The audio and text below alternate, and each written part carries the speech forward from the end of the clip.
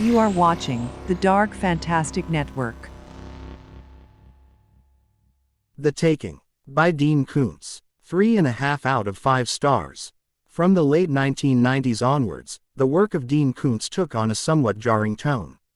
Novels like Soul Survivor, One Door Away from Heaven, Odd Thomas, and Innocence were all somewhat repetitive thrillers about lost characters in search of redemption, or innocent characters hunted down by irredeemably evil figures, with most of the stories having a religious undercurrent that could be pretty off-putting. Some of these books worked.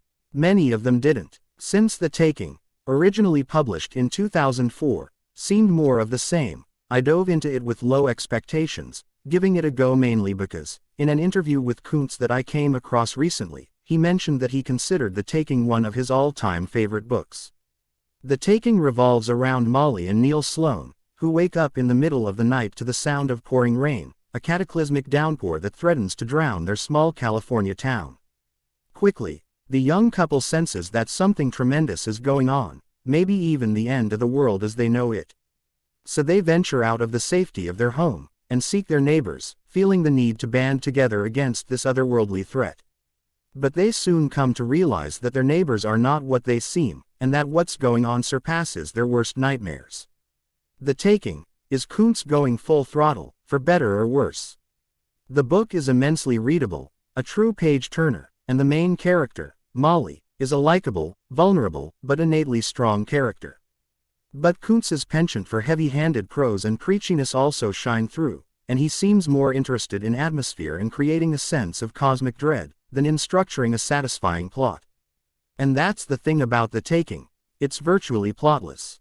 The whole story revolves around a concept, not a plot, of seemingly omnipotent and malevolent beings taking over the world, and how Molly and her husband deal with that. There are some interesting sidetracks, and the dialogue is crisp throughout, but the book feels like a short story or a novella expanded into a novel.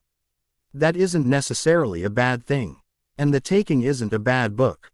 In fact, it's a very good one, and, surprisingly, turns out to be one of Koontz's best, mainly because of Koontz's ability to hone in on his obsession and fascination with the concept of pure evil, and how good people confront it. And The Taking is a truly disturbing descent into a hellish situation, into a world subverted by evil and paranoia.